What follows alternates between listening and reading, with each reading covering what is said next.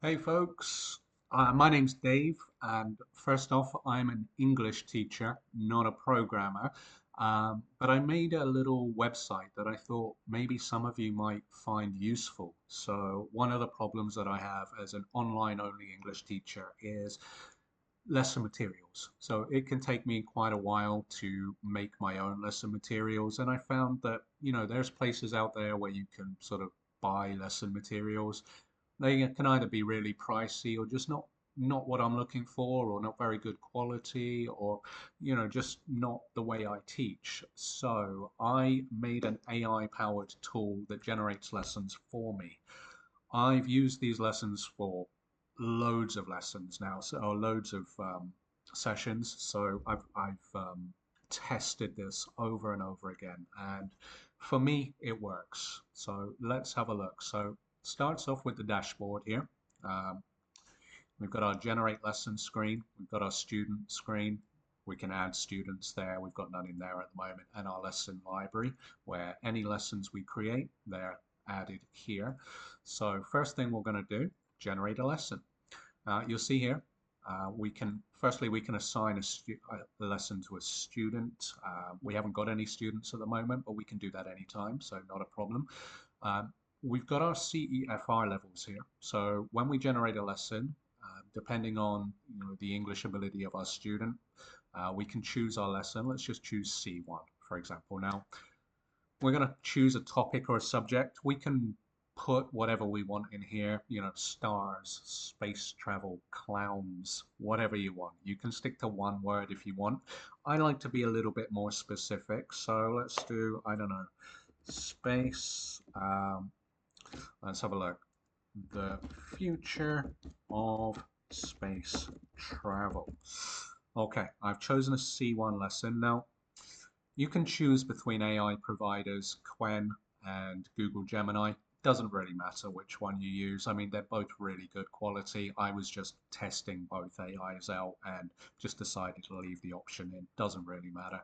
I'll use Google Gemini for this one and just click generate a lesson. What's going to happen is it's going to send a bunch of requests to our AI, who's then going to automatically generate a lesson for us. It's going to take about 3, maybe 4 minutes. So you'll probably want to engage in some small talk while you're waiting for your student. Or alternatively, like I do, I usually have a lesson pre-generated and ready to go before the lesson starts. But while we're waiting, I'll probably just cut this out.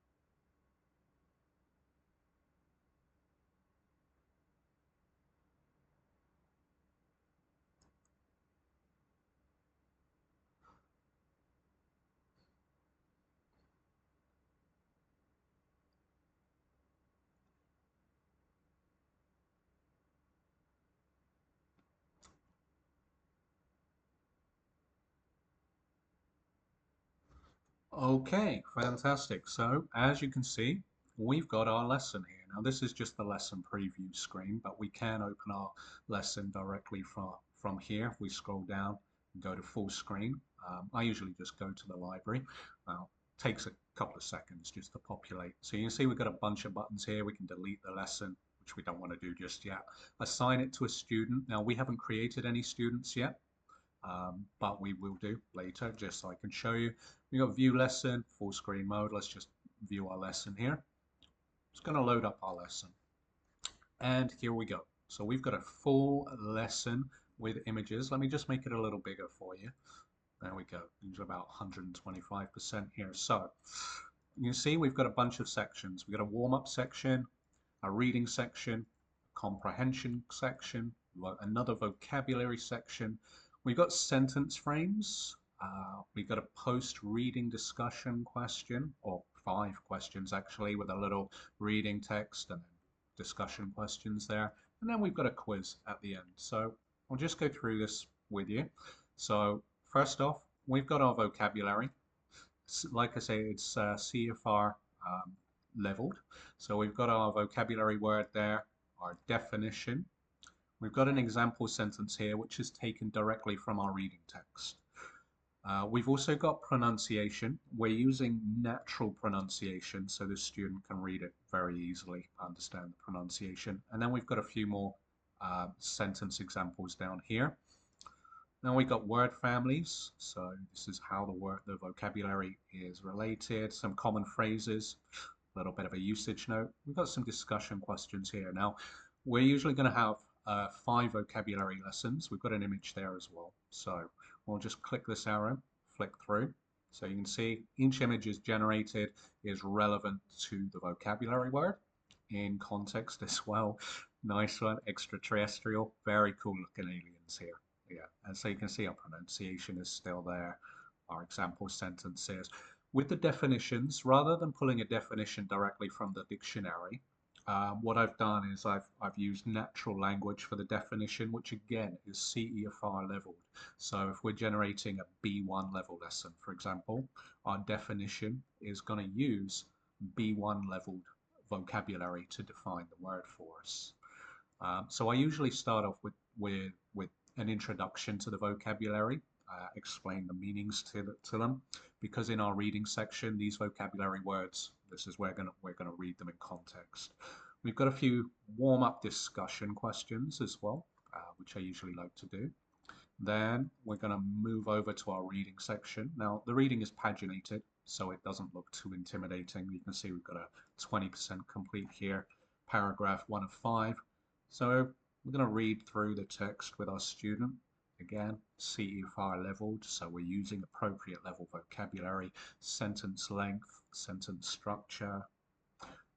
So yeah, we've got our next here. So we're going to do our reading.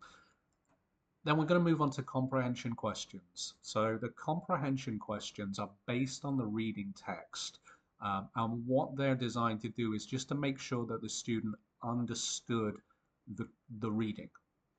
That's all they're there for. So the information that was contained in our reading text, these questions are based on those. So yeah, we'll just do these. What is driving innovation in space travel at an unprecedented pace? Well, I didn't read it, but let's go privatization of space travel.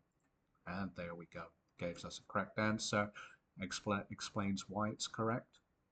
It uses different words than is in the reading text as well, so they understand the context. Move on to the next question. So we've got 5 questions in our comprehension. Then here we go. We go on to the vocabulary. Now, with the vocabulary, you can do it however you like. Usually what I do is I ask the student to define the meaning of the vocabulary word in their own words, then ask them to give me an example sentence. Now you can see we've got just the vocabulary word. You can see it's an adjective, and then if we click on it, flips around, gives us the definition in the example. And we can do this for all 5 of our vocabulary words. There we go. Each one, the image, the vocabulary, they all flip round there. Then we've got sentence frames. Now, sentence frames might not be very useful for more advanced students, but I found that they're really, really useful for beginner students. So I found that a lot of my students, they can understand quite a bit of vocabulary and they can understand what I'm saying, but when it comes to speaking, putting sentences together, they find it quite difficult. So we've got some sentence frames here. If we just open one up here. So what I usually do, I get them to read the example sentence. So we've got 3 example sentences there, grammar focus, teaching tips. And then I get them to use the sentence frames to put their own sentences together. Usually, these sentence frames can be used in a variety of different contexts. Because this is a C1 level, we've got an intermediate sentence frame, an advanced one. With lower level CFR levels, it'll give us beginner sentence frames. I just find it's more useful than teaching grammar. I'm probably going to add a grammar function in here at some point, but right now it's still a work in progress. I'm a teacher, so I made this in between lessons, so I just haven't had time to do that yet. But I found it useful. Um, I know a lot of people don't like learning grammar, a lot of people don't like teaching grammar, so I thought sentence frames was just a better way to sort of work a way around that, especially since beginner students grammar's not really that. I mean, it can be useful for them, but I prefer to teach sentence frames because we make progress quicker. Then, after sentence frames, post-reading discussion questions. So, we've got 5 questions. Got a little bit of a reading sentence here. So, a little reading paragraph, sorry. So, I've got a little paragraph here. Again, image. And then a discussion question. This is open. They're designed to be open. So yeah, they're fairly straightforward, just to encourage discussion. And then if you finish those, I mean, these are open discussions, so they should take you to the end of the lesson if you're doing like an hour lesson or something. So obviously you don't want to be going through this as fast as possible. You want to be taking your time. Well, if you get through, got a little fun quiz at the end. Nothing major, nothing complex, just 5 little fun questions at the end. And yeah, we got some teaching notes. I need to remove that, but otherwise, that's it. We can make this full screen as well. Get a full screen there. Then we can exit out of the lesson, and we can see it's in our library, so it's saved. It's there for all time. If we want to, let's say, okay, we've got no student. Let's add a student. Test student. Okay, we can choose their level, so we can keep track of them. Let's say this student, we've just generated a C1 level lesson, so let's keep it C1. Add their email if you want, add some notes if you want, save your student. And there you go. So you've got a student, you can go in there, view details, you can add a note if you want. Lesson history. So we can create lessons from here. Now, what we can do, if you want to keep track, so if we go into our library, we can assign this to our student. Assign the lesson. It's assigning.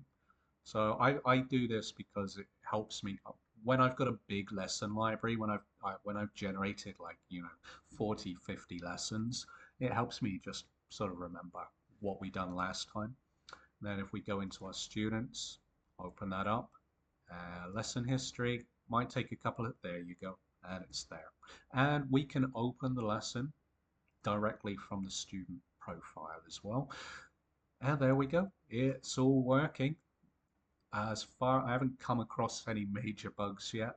We can, in the students, we don't want to delete the lesson.